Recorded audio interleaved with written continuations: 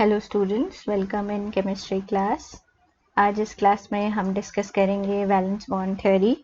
इससे पहले कि हम वैलेंस बॉन्ड थ्योरी को डिस्कस करें, हमें बच्चों वैलेंस बॉन्ड थ्योरी से पहले क्या क्या डेवलपमेंट्स हुई, कोऑर्डिनेशन कंपाउंड्स में किस तरह के बॉन्ड होते हैं, इसके बारे में पता होना चाहिए। तो हमने वर्नर्स थ्योरी के बारे में पढ़ा था इससे पहले। वर्नर्स ने सबसे पहले कोऑर्डिनेशन कंपाउंड्स में किस तरह की बॉन्डिंग होएगी, इसके लिए वर्नर्स थ्योरी प्रपोज करी थी। लेकिन इस थ्योरी की कुछ लिमिटेशंस थी, जैसे कि कोऑर्डिनेशन कंपाउंड्स कुछ मेटल आयंस ही क्यों बनाते हैं, सारे मेटल्स कोऑर्डिनेशन कंपाउंड्स क्यों नहीं बनाते, और कोऑर्डिनेट कंपाउंड्स का कलर और साथ में उनका मैग्नेटिक बिहेवियर किस कारण से होता है, ये वर्नर थ्योरी एक्सप्लेन नहीं कर पाई थी। तो इन लिमिटेशंस को ओवरकम करने के लिए दी गई valence bond theory. Valence bond theory जो है वो प्रपोज करी पॉलिंग ने, और पॉलिंग ने कुछ एजम्पशंस ले ली थी पहले। और वो एजम्पशंस कौन कौन सी थी?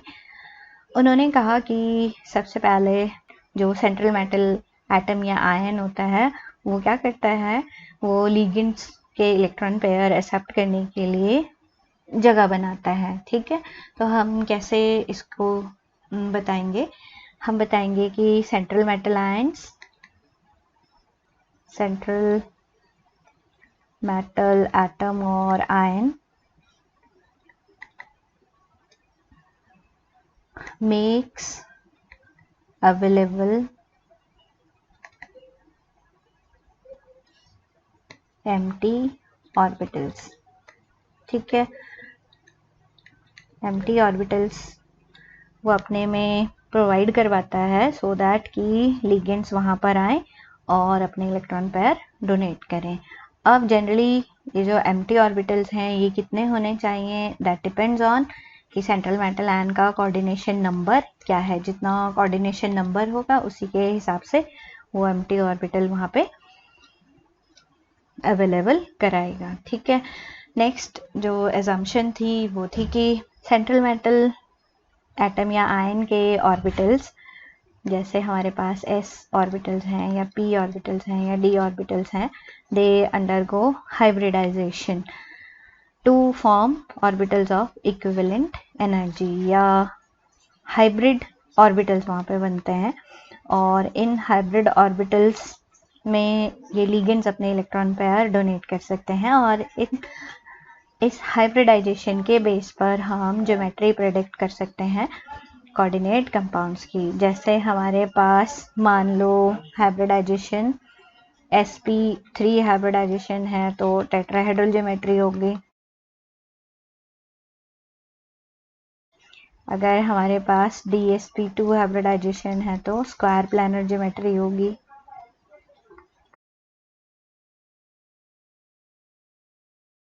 अगर हमारे पास sp3d2 हाइब्रिडाइजेशन है तो ऑक्टाहेड्रल ज्योमेट्री होगी। और इसी तरह से अगर d2sp3 हाइब्रिडाइजेशन है तो भी हमारे पास ज्योमेट्री ऑक्टाहेड्रल होगी। ठीक है, फिर ये कहा गया कि लिगेंड्स के पास कम से कम एक डोनर एटम होता है जो कि इलेक्ट्रॉन पेयर डोनेट कर सकता है। ठीक है, तो each ligand has at least one donor atom to donate electron pair to the central metal atom और आयन। ठीक है, तो लिगेंड्स के पास क्या होगा, डोनर एटम्स होते हैं। अब ये जो डी ऑर्बिटल्स हाइब्रिडाइजेशन में पार्टिसिपेट करते हैं वो या तो n d ऑर्बिटल्स होंगे या n-1 d ऑर्बिटल्स होंगे। अगर हमारे पास n-1 d ऑर्बिटल्स हाइब्रिडाइजेशन में पार्टिसिपेट करते हैं तो जो कंपाउंड्स हमारे पास बनते हैं, कॉम्प्लेक्सेस बनते हैं, हम उनको इनर ऑर्बिटल कॉम्प्लेक्सेस बोलते हैं, या इनको जो है स्पिन पेयर्ड कॉम्प्लेक्सेस बोला जाता है, या लो स्पिन कॉम्प्लेक्सेस इनको बोला जाता है। ठीक है, अगर हमारे पास nd outer d orbitals hybridization में पार्टिसिपेट करते हैं तो आउटर ऑर्बिटल कॉम्प्लेक्सेस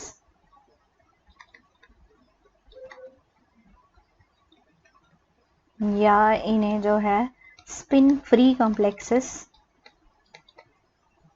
या हाई स्पिन कॉम्प्लेक्सेस भी बोला जाता है।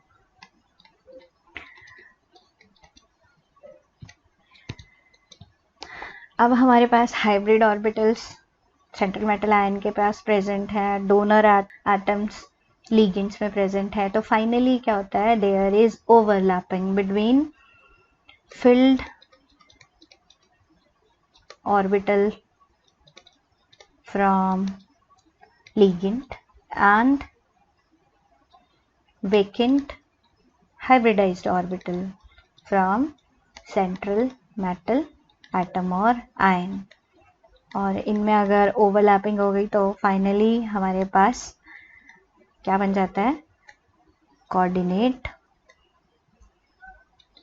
फाइनली हमारे पास कोऑर्डिनेट कोवेलेंट बॉन्ड यहाँ पर बन जाता है। तो ये तो कुछ assumptions थी वैलेंस बॉन्ड थ्योरी की। अब इन assumptions के बेस्ड पर हम कंपाउंड्स लेंगे कुछ, जिनमें कोऑर्डिनेशन नंबर या तो 6 होगा या 4 होगा। तो पहले हम डिस्कस करेंगे compounds in which coordination number is 6।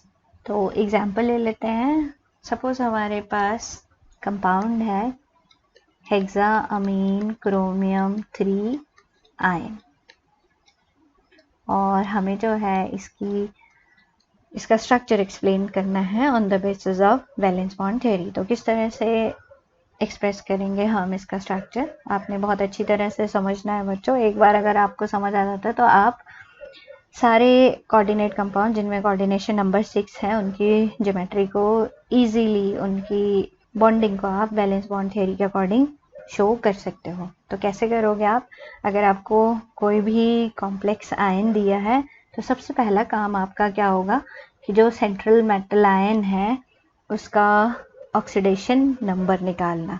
Oxidation number निकालना जो है कैसे निकालोगे आप, अगर x सपोज कर लो इसको, तो 6 इंटू NH3 अमोनिया न्यूट्रल होता है इक्वल टू +3। तो आपके पास फाइनली क्या आ जाएगा, +3। सेंट्रल मेटल आयन का आपने क्या निकाल लिया, ऑक्सीडेशन नंबर। इसके बाद आप स्टेप वाइज इनको वैलेंस बॉन्ड थ्योरी के अकॉर्डिंग दिखाओगे। सबसे पहले आपने क्रोमियम का कॉन्फ़िगरेशन लिखना है। क्रोमियम का कॉन्फ़िगरेशन क्या होता है, हमारे पास आर्गन और फिर हमारे पास आ जाता है 3D5 4s1। ये एक्सेप्शनल कॉन्फ़िगरेशन होता है ना क्रोमियम का। तो आप कैसे करोगे इसको, सबसे पहले आपने क्रोमियम का जो है आउटर कॉन्फ़िगरेशन सिर्फ ड्रॉ करना है। तो हमारे पास यहाँ पर 3D5 ऐसे बनाओगे आप, फिर 4s1 और 4p।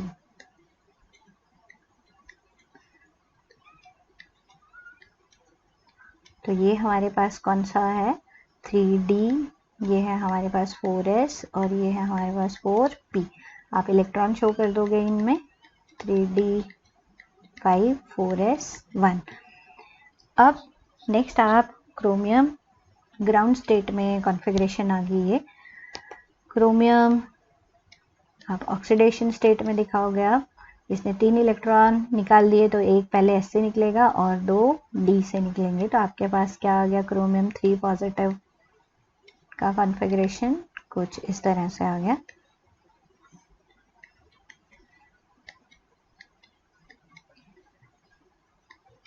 आपके पास एक इलेक्ट्रॉन यहाँ से निकला और 2 इधर से निकल गए, तो यहाँ पर रह गया आपके पास 3 इलेक्ट्रॉन।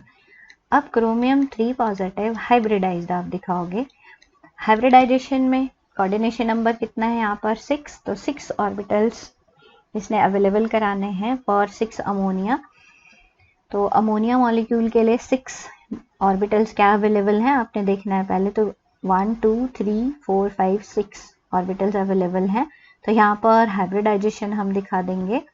कौन सी हाइब्रिडाइजेशन दिखाएंगे हम, जो है D2sp3। तो यहाँ पर D2sp3 हाइब्रिडाइजेशन आप दिखा दोगे। और जब हाइब्रिडाइजेशन होगी तो सबकी एनर्जी क्या हो जाएगी, इक्विवेलेंट हो जाएगी। तो आप इक्विवेलेंट एनर्जी ऑर्बिटल्स को सबको एक साथ ऐसे दिखा दोगे, ठीक है। 6 ऑर्बिटल्स आपने इस तरह से ये 6 ऑर्बिटल्स, ये हाइब्रिड ऑर्बिटल्स आ गए। कौन से? D2sp3 हाइब्रिडाइज्ड ऑर्बिटल्स आ गए आपके पास। नेक्स्ट आप यहाँ पर कॉम्प्लेक्स दिखाओगे अब NH3 6 3 पॉजिटिव। अब ये लिगेंड क्या करेगा? इन हाइब्रिड ऑर्बिटल्स में अपने इलेक्ट्रॉन डोनेट करेगा और इस तरह से यहाँ पर कोऑर्डिनेट बॉन्ड बन जाएगा। तो आप इस कोऑर्डिनेट बॉन्ड को कैसे शो करोगे?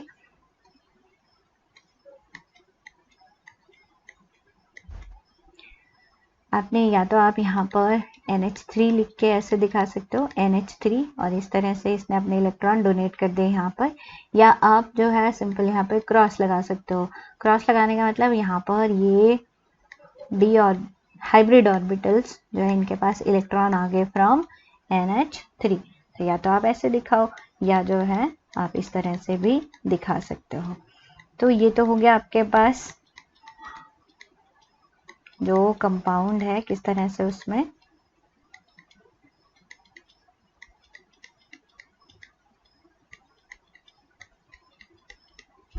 बॉन्डिंग हुई है।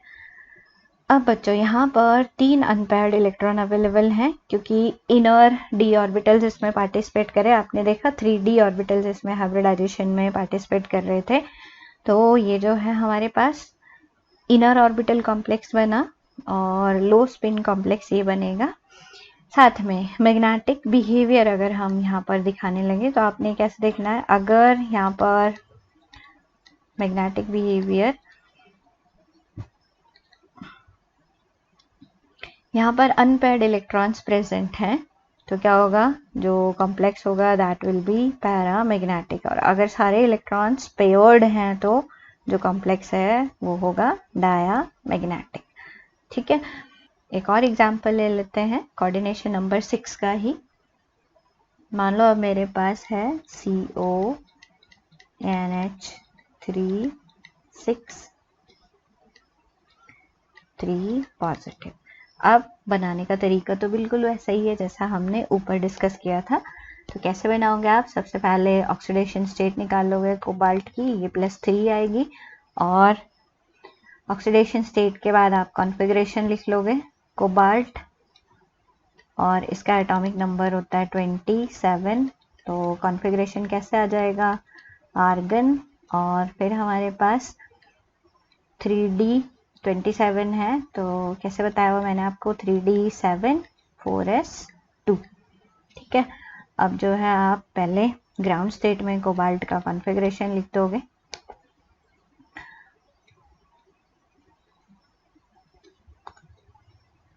थ्री डी ऑर्बिटल्स बनाओगे आप, फिर 4s और फिर 4p,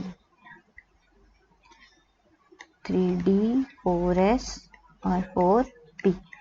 3D में आपके पास 7 इलेक्ट्रॉन्स, पहले सिंगली फिल्ड और फिर पेयरिंग आप करोगे 4s2।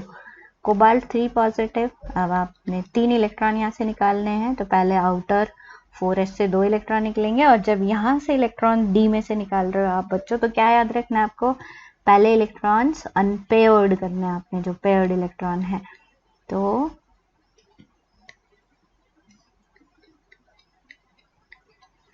यहाँ से आपके पास 2 इलेक्ट्रॉन तो ये निकल गए, एक इलेक्ट्रॉन आप ये वाला रिमूव करोगे तो आपके पास आ गया, यहाँ से एक इलेक्ट्रॉन रिमूव हो गया। ठीक है, यह आ गया आपके पास कोबाल्ट 3 पॉजिटिव। अब नेक्स्ट कोबाल्ट 3 पॉजिटिव हाइब्रिडाइज्ड। अब यहाँ पर आपके पास सेंट्रल मेटल आयन को कितने ऑर्बिटल्स अवेलेबल कराने हैं? वेकेंट ऑर्बिटल 6, क्योंकि कोऑर्डिनेशन नंबर 6 है। यहाँ पर आप अवेलेबिलिटी देख रहे हो, यहाँ पर केवल 4 ही ऑर्बिटल्स हमारे पास वेकेंट अवेलेबल हैं। तो अब क्या होगा? NH3 जो है वो क्या करता है? इन इलेक्ट्रॉन्स की पेयरिंग करवा देता है। कैसे? ये इन इलेक्ट्रॉन्स को इस तरह से इन ऑर्बिटल्स में भेज देता है। तो हमारे पास 2 ऑर्बिटल्स D ऑर्बिटल्स यहाँ पे बॉन्डिंग के लिए अवेलेबल हो जाते हैं। ये पेयरिंग हो गई, यहाँ पर पेयरिंग हो गई, और ये 2 ऑर्बिटल्स अवेलेबल हो गए फॉर हाइब्रिडाइजेशन। अब हाइब्रिडाइजेशन में अब यहाँ पर हो जाएगी D2sp3 हाइब्रिडाइजेशन, तो D2sp3 हाइब्रिडाइजेशन यहाँ पर होगी। नेक्स्ट आप जो है कॉम्प्लेक्स का स्ट्रक्चर बना दोगे।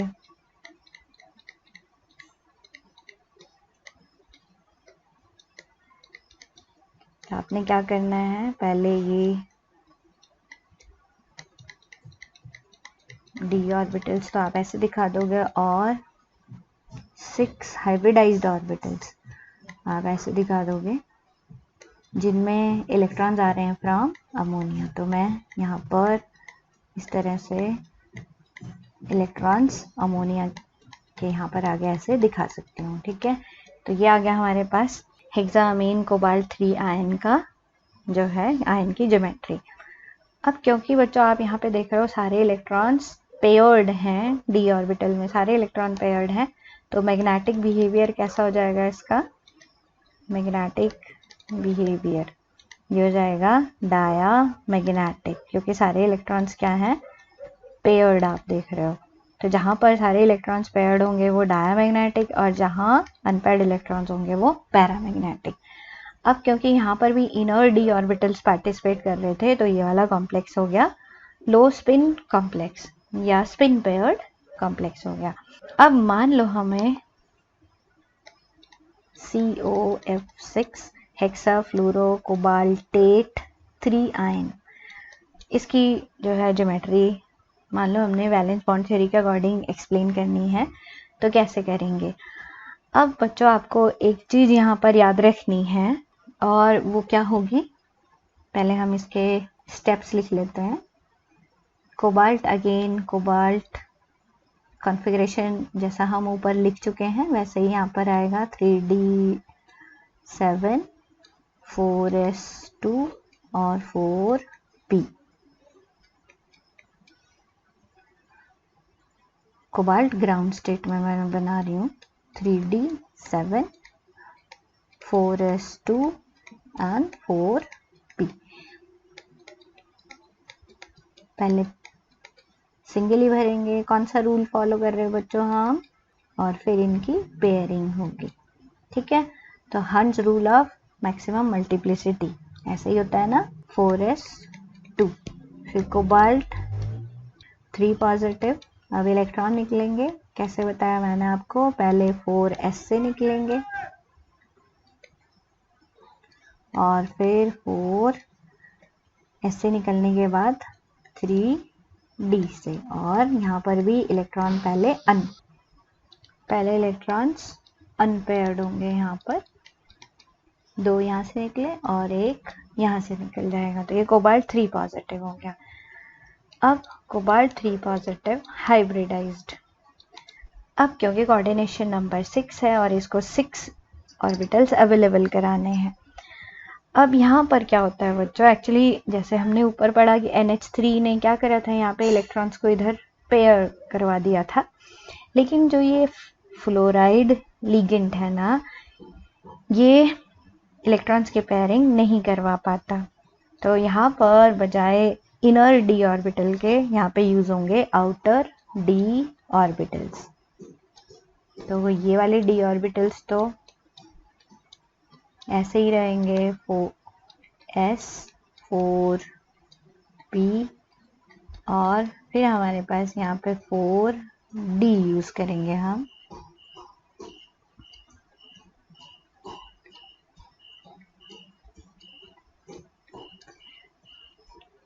तो इसमें तो आप इलेक्ट्रॉन ऐसे ही दिखाओगे और यहाँ पर sp3d2 हाइब्रिडाइजेशन, s का 1 p के 3 और d के 2 ऑर्बिटल हाइब्रिडाइजेशन में यूज हो रहे हैं। तो क्या करोगे आप, कॉम्प्लेक्स आयन का स्ट्रक्चर दिखा देंगे, कैसे,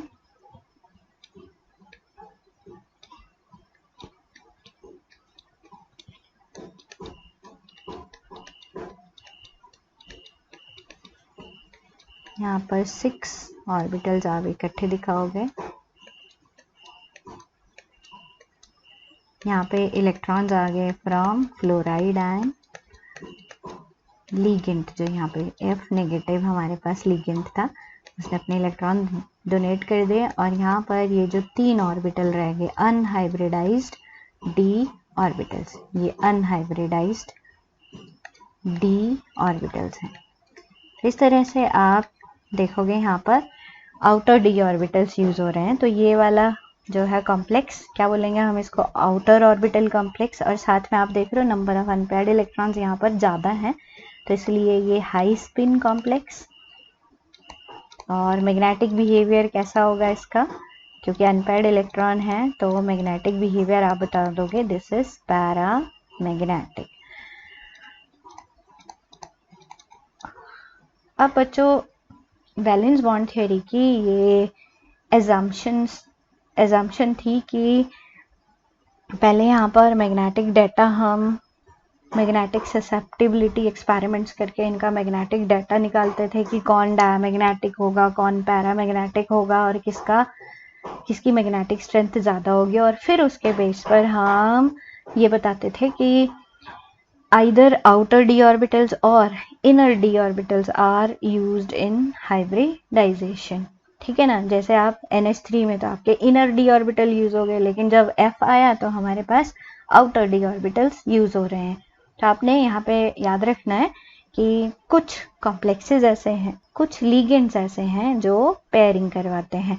तो पेयरिंग कौन कौन से लिगेंड्स कराएंगे, आपको ये याद ही रखना है कि अगर CO कहीं पे लिगेंड आता है तो पेयरिंग कराएगा, CN नेगेटिव आता है तो पेयरिंग कराएगा, और NH3 आता है तो ये पेयरिंग कराएगा। ये 3 लिगेंड्स जो है वो पेयरिंग करवाएंगे। ठीक है ना।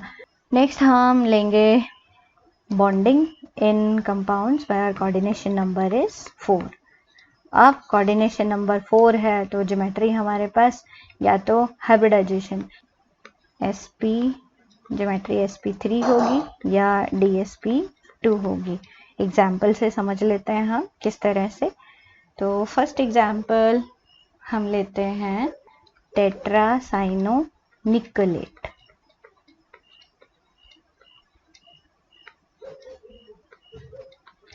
Two ion.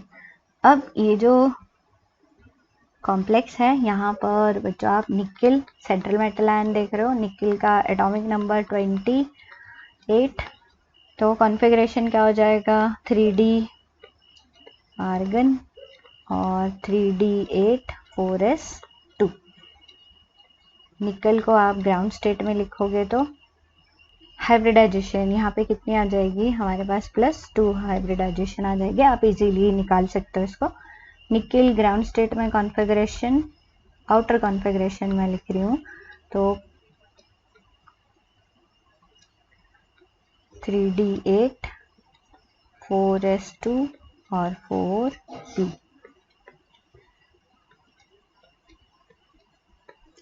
Three D eight 1 2 3 4 5 6 7 8 3d8 और फिर हमारे पास आ गया 4s2 और 4p। निकिल 2 पॉजिटिव हमने निकाला, तो यहाँ पर 2 इलेक्ट्रॉन कहाँ से निकलेंगे बच्चों, 4s से।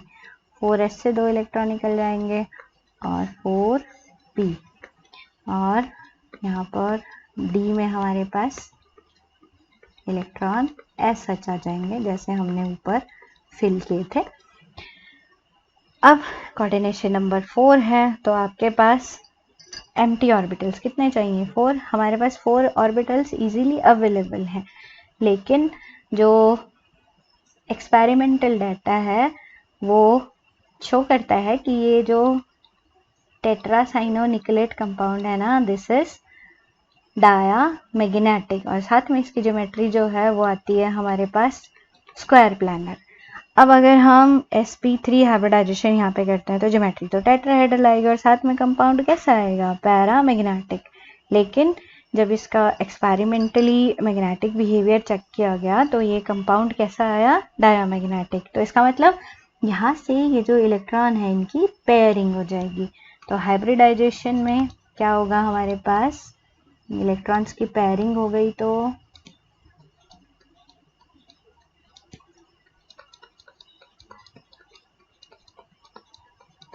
एक d ऑर्बिटल यहाँ पे अवेलेबल हो गया और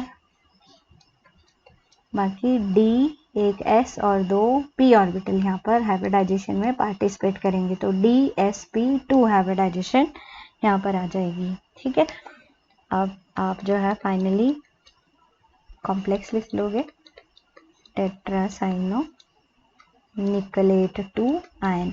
तो कैसा आएगा ये, आप देख रहे हो सारे इलेक्ट्रॉन्स यहाँ पर पेयर्ड हैं,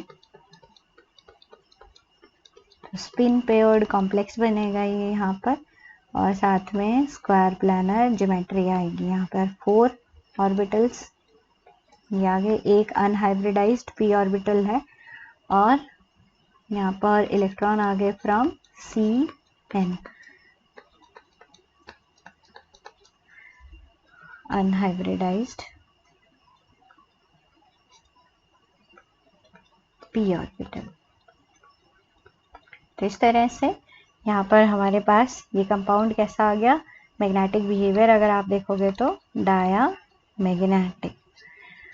अब इसी तरह का एक और एग्जांपल लेते हैं बच्चों। मान लो मेरे पास जो है कंपाउंड आ जाता है टेट्रा क्लोरो निकलेट 2 आयन। अब यहाँ पर जो है सेम आप देख रहे हो इसी तरह का जो कंपाउंड है, जैसा ऊपर हमने डिस्कस किया उसी तरह का इसका बनना चाहिए, लेकिन एक्चुअली ये जो है यहाँ पर आपके फर्स्ट 2 स्टेप्स तो वो ही रहने वाले हैं जैसे हमने डिस्कस करे थे, लेकिन जो हाइब्रिडाइजेशन है वो डिफरेंट आने वाली है। कैसे, चलो देखते हैं। तो nickel ground state configuration, 3d8 4s और 4p,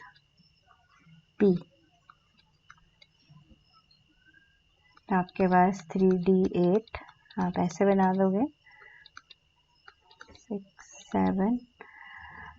5 6 7 8 4s 2 और ये 3d8 4s2 और ये वेकेंट 4p, निकिल 2 पॉजिटिव, तो यहाँ से इलेक्ट्रॉन आप 4s से निकाल लोगे,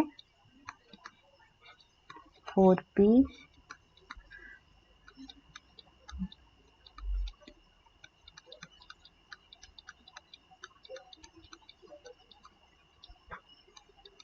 ठीक है। अब निकिल 2 पॉजिटिव हाइब्रिडाइजेशन। अब यहाँ पर एक चीज याद रखने वाली है बच्चों, अगर हम यहाँ पर इनर d ऑर्बिटल यूज करते हैं तो कॉम्प्लेक्स कैसा हो जाएगा, डायामैग्नेटिक। लेकिन एक्सपेरिमेंटली ये देखा गया कि ये जो कॉम्प्लेक्स है टेट्राक्लोरो निकलेट 2 आयन है, it is paramagnetic in nature. अब पैरामैग्नेटिक है तो इसका मतलब ये दोनों इलेक्ट्रॉन्स कैसे होने चाहिए, अनपेयर्ड, ठीक है ना। तो इसका मतलब यहाँ पर जो हाइब्रिडाइजेशन है वो क्या होगी, वहाँ यहाँ पर हाइब्रिडाइजेशन हमारे पास आने वाली है sp3, तो यहाँ पर कोई पेयरिंग नहीं होगी, आपके पास हाइब्रिडाइजेशन में ये s और p ऑर्बिटल्स वो यूज होंगे और हाइब्रिडाइजेशन आ जाएगी sp3, मतलब ज्योमेट्री कैसी आएगी, टेट्राहेड्रल। तो आप फाइनली कॉम्प्लेक्स लिख दोगे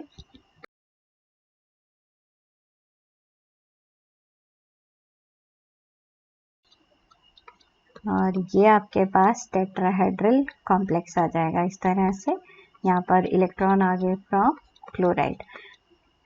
तो आपने देखा बच्चों ये जो है आपके पास कॉम्प्लेक्स कैसा बना, पैरामैग्नेटिक।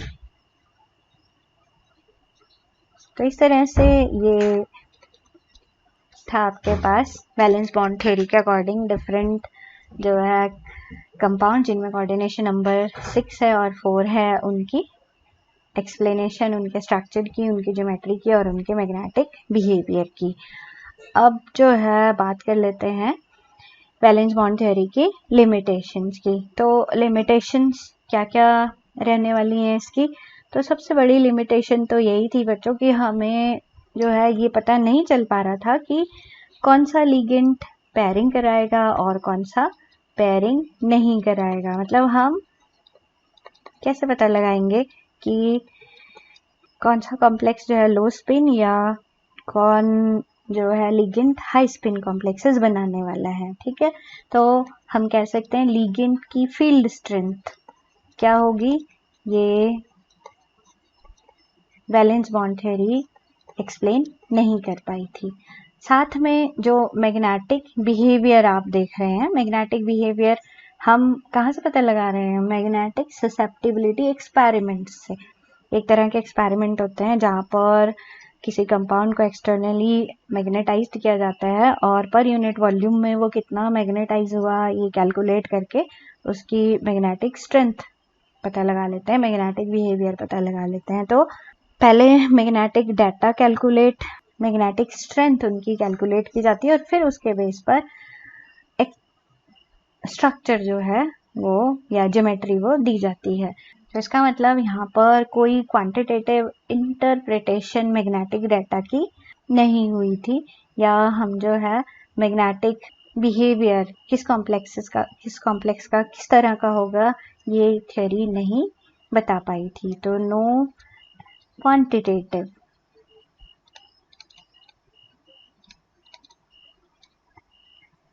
इंटरप्रिटेशन